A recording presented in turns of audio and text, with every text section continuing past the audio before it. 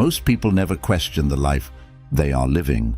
They follow the path that was laid out for them by their family, their culture, their society, without ever stopping to ask whether the path was chosen or simply inherited. They go to school because that is what you do. They pursue the career that seemed safest or most impressive to others. They enter relationships that follow the expected script. They consume what they are told to consume, believe what they are told to believe, and measure their worth by standards they never personally chose. This is not stupidity. It is not weakness. It is the default condition of human consciousness, what psychologists and philosophers have called the sleepwalking state, a life lived on autopilot, reactive rather than intentional, shaped by external forces rather than internal ones, comfortable in the way that numbness is comfortable, not because anything is genuinely satisfying, but because nothing is being truly felt. The sleepwalker is not unhappy exactly. They are something harder to name. A low-grade dissatisfaction, a persistent sense that something is missing without being able to identify what. A life that looks correct from the outside and feels hollow from the inside. Most people spend their entire lives here, not because awakening is impossible, but because awakening is uncomfortable. And the first stage of seeing reality clearly always begins with something that disrupts the sleep. Awakening almost never begins as a choice. It begins as a disruption, an event, a loss, a failure, a realization, so significant that it cracks the comfortable story you have been telling yourself about your life and refuses to let you put it back together the way it was. It might be the end of a relationship you built your identity around, a health crisis that strips away the illusion of control, a professional failure after years of defining yourself by achievement, a moment of profound loneliness in the middle of a life that was supposed to be full, the death of someone who made the world make sense. Or it might be quieter than that, a book that asks a question you cannot stop thinking about, a conversation that plants a seed of doubt and a belief you have held without examining, a moment of stillness in which you suddenly hear, beneath the noise of your ordinary life, a voice you have been too busy to notice, asking whether any of this is actually what you want. Whatever form it takes, the disruption serves the same function. It makes the old way of seeing untenable. The autopilot breaks, the familiar story stops working, and you are left standing in the ruins of the life you thought you understood, holding questions you do not yet have answers to. This is not a punishment. This is an invitation, the most important one you will ever receive. Once the disruption has done its work, something shifts. The questions that were always present but safely ignored become impossible to set aside. Who am I beneath the roles I play and the identity I have constructed?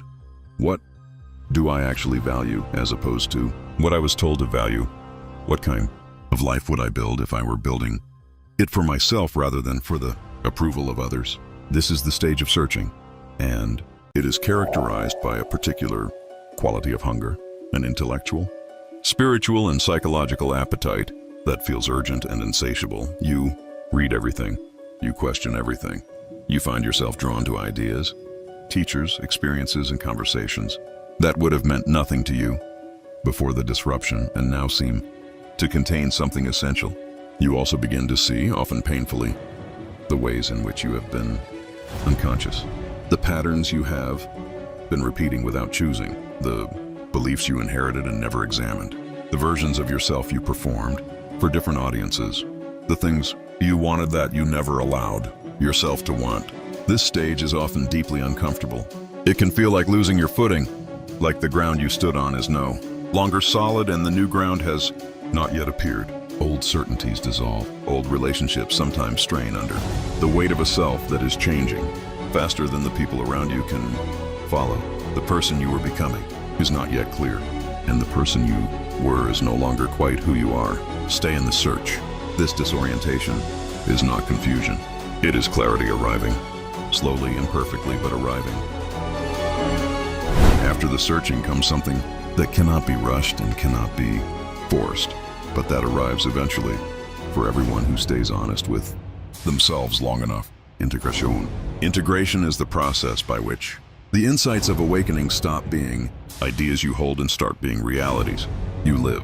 It is the slow, non-linear, frequently frustrating work of bringing your understanding of yourself into alignment with your actual choices, your relationships, your daily habits, your use of time, your responses to difficulty, your definition of success. This is where most people who begin the awakening process get stuck, because integration requires something that the earlier stages did not. Not just insight, but action. Not just understanding your patterns, but choosing differently when the pattern activates. Not just knowing what you value, but organizing your life around those values, even when it is costly, inconvenient, or frightening. Integration also requires the acceptance of paradox. You are both the person who was wounded and the person who is healing, both the one who knows better and the one who still sometimes chooses the familiar pain, both more awake than you were and still, in certain areas, asleep in ways you have not yet discovered. This is not failure. This is the actual texture of human growth, not a straight line from darkness to light, but a spiral returning again and again to the same territories, with increasing depth, increasing honesty, and increasing capacity to choose something different. The final stage of awakening is perhaps the least discussed and the most important. It is the stage that separates genuine transformation from the consumption of transformation content, and it requires something that no book, no video, no teacher, and no insight can give you. It requires radical personal responsibility, not responsibility in the punishing, self-blaming sense, not the belief that everything that has happened to you is your fault, or that your wounds should have been healed faster, or that your struggles are evidence of inadequacy. Responsibility in the empowering sense, the recognition that while you did not choose your wounds, you are the only one who can heal them. While you did not choose the programming installed in your childhood, you are the only one who can update it. While you cannot control what has happened to you, you have complete authority over what you do with it from this moment forward. This stage is characterized by a particular kind of freedom, one that does not feel like the freedom of having no constraints, but the freedom of being the author of your own response to whatever constraints exist. The freedom of knowing that regardless of your history, regardless of your circumstances, regardless of what anyone else does or does not do, the next choice is yours. Awakening is not a destination, it is a direction, a commitment to seeing more clearly, living more honestly, and choosing more deliberately, not once, but again and again, for the rest of your life. Subscribe. Every week we go somewhere real. Mind Decoded. See you next week.